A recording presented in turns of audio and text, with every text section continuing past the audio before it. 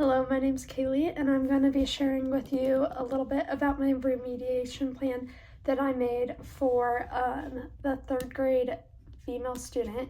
She is already in Tier 2 support, so she receives small group instruction.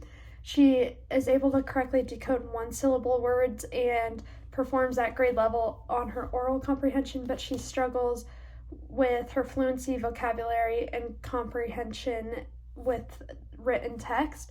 So to work on that, we chose the standard 3 RF.4, read with sufficient accuracy and fluency to support comprehension. This standard allows us to focus on both her comprehension and her fluency, so that is why I chose that one.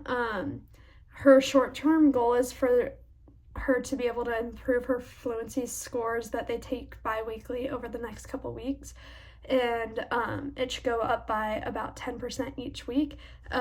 Long-term goal for her is to be able to demonstrate improved comprehension by scoring well on her fluency test that she takes, and it should go up by about 60% by the end of the year. I looked into some assistive technologies that we could use with her.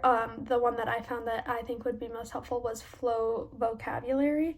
It's a site that takes vocabulary words or things that the students are learning and makes graphs about them, which helps engage the students and helps them learn the information in an engaging way so that it's easier for them to remember.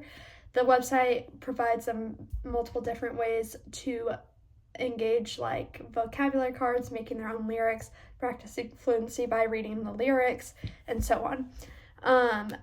When looking at this student, I came up with 2 remediation strategies that I think would be helpful. The first one is story mapping with movement involved, and so to do that, they will receive sentence strips and use their tables as a group to put the sentence strips in order as they occurred in the story. So this works with them on sequencing, and also fluency, being able to read the strips and correctly determine the meaning of what is happening.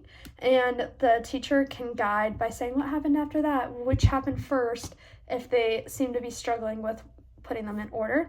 The second strategy I found was comprehension Jenga. So it's played just like the regular game of Jenga. They're in a tower, you pull a block.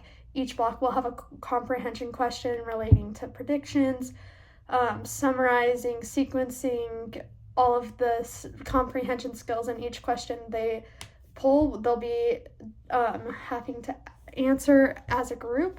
And yes, so those are the 2 strategies I use. There's multiple others around that you can use that would be helpful, but I picked these ones specifically for our student because she's shy, so they're not activities where she has to like act out in front of the whole class or anything, and she is allowed to speak in small groups, but also work on her comprehension without being scared of having to talk in front of the whole group.